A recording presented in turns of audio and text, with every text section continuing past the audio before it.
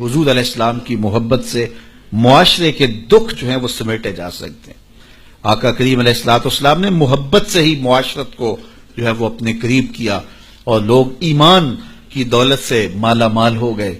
وہ ایک بچہ آیا نا اپنی ماں کے لیے لباس لینے کے لیے، اور پہلے وہ گیا اپنے چچا کے پاس، اس کی ماں بیوہ تھی اور اس کا لباس پھٹ گیا تھا، اور وہ اپنے چچا کے پاس گیا تو اس نے دتکار دیا۔ ماں نے اس کو روکا تھا بیٹا نہ جانا، لیکن اس نے کہا کہ تیرے بدن کے اوپر جو لباس ہے وہ بھی پھٹ گیا اور جگہ جگہ سے جسم جھلک رہا ہے، تو میں اپنے چچا سے آپ کے لیے لباس لے کے آتا ہوں۔ پھر جو رویہ اس نے اختیار کیا تو واپس روتا ہوا آ رہا تھا، تو کسی نے راستے نے پوچھا کہ کیا ماجرا ہوا؟ اس نے کہا چچا کے پاس گیا تھا ماں کے لیے لباس لینے، اس نے تو لا کے بھیج دیا۔ اللہ اکبر۔ تو اس نے کہا کہ جا سین حرم میں محمد نام کا ایک شخص بیٹھا ہوا ہے، اگر تو اپنا دکھڑا اس کے سامنے پیش کرے تو وہ امید ہے تمہیں رد نہیں کریں گے، لیکن سن لے ان کا دین کوئی اور ہے۔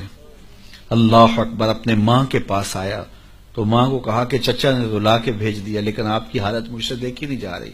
بچہ ابھی شعور کی منزلوں میں قدم رکھ رہا تھا، پہلے بہت چھوٹا تھا، اب اس کے اندر ایک جذبات تھے بچے کے اندر۔ تو ماں نے کہا کہ بیٹا نہیں ان کے پاس نہیں جانا، سنا ہے کہ جو ان سے ملے دین دھرم چھین لیتے ہیں اس کا۔ اللہ اکبر۔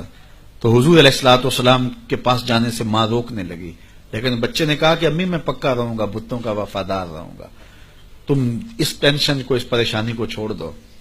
اور حضور کی خدمت میں حاضر ہوا۔ حضور صحن حرم میں چادر اوڑے بیٹھے ہوئے تھے، اور جا کے کہنے لگا میں پہلے بات آپ سے کر لیتا ہوں، آپ کا دین میں نے قبول نہیں کرنا۔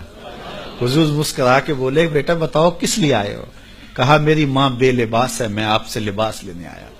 حضور نے چادر رحمت اتار کے اس کے کندھوں پہ ڈالی۔ اللہ اکبر۔ وہ واپس آ گیا اور ماں پر حضور کی چادر اڑائی۔ اللہ اکبر۔ اور ماں نے کہا کہ بیٹے اس نے اپنا دین تو نہیں تجھے دیا؟ کہا نہ میں نے پہلے کہہ دیا تھا تیرے دین نہیں مانوں گا۔ ماں کہنے لگی پتر اس کا دین ماننا چاہیے، یہ جس نے رحمت کی چادر ہمارے سر پہ تان دی۔ اللہ اکبر۔ تیری تک کے ادامہ میں مرید ہو گئے۔ اس بوڑھی عورت کا قصہ بھی آپ نہیں بھول سکتے، جو گھر کا سامان باندھ کے اپنے دروازے پہ بیٹھی ہوئی تھی، اور اس نے سنا تھا مکے میں ایک جادوگر آیا ہے جسے ملتا ہے اس کا دین چھین لیتا ہے، کہیں ایسا نہ ہو کہ کہیں اس سے ملاقات ہو جائے اور وہ دین ہی میرا چھین لے، مجھے شہر چھوڑ دینا چاہیے۔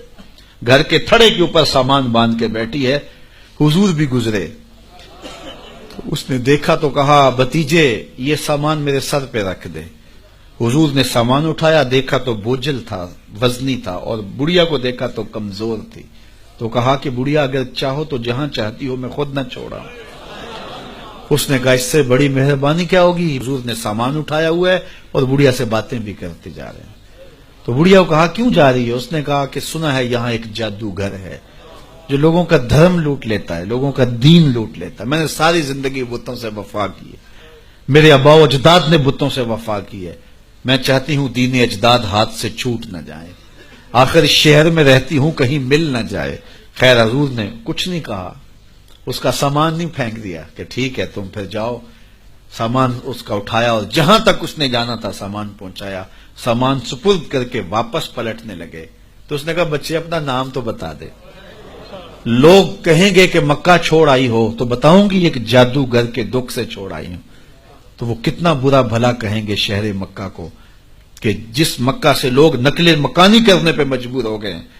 تو میں انہیں یہ بھی بتاؤں گی کہ جس مکے میں جادوگر رہتا ہے اتنا اچھا نوجوان بھی رہتا ہے، تو تیرا نام لیا کروں گی، تیرے قصیدے پڑھا کروں گے۔ تو حضور علیہ السلام مسکرا پڑے، کہا بڑھیا جس جادوگر سے بھاگ کے آئی ہے وہ تیرے سامنے کھڑا ہے۔ اس نے کہا سچ سے آپ ہی محمد ہیں؟ حضور نے فرمایا نام میرا یہی ہے۔ تو اس نے کہا پھر آپ کا جادو میرے پہ چل گیا ہے۔ اللہ اکبر۔ تیری تک کے ادامہ میں مرید ہو گئی۔ لوگوں کی خدمت کریں، بوڑھوں کے کام آئیں، دکھیوں کے کام آئیں، مصیبت زدہ کے کام آئیں۔ حضور یتیم ہو کے یتیم پرور تھے، لاچاروں کی مدد کرتے، لوگوں کے گھروں میں پانی بھر کے دے دیتے، اور دکھیوں کے کام آ جاتے اور مصیبت زدوں کے کام آ جاتے۔ تو حضور سے پیار کرنے والوں، امت میں آپس میں حسد نہ پھیلاؤ، بغض نہ کرو، نفرتوں کے پہاڑ کھڑے نہ کرو، ایک دوسرے سے پیار کرو، جڑو، امت وحدہ بنے، اور اپنے ماحول کو، اپنی معاشرت کو ایک خوبصورت معاشرت کا رنگ دو، اور اپنی زندگی کو حضور کے نام کر دو۔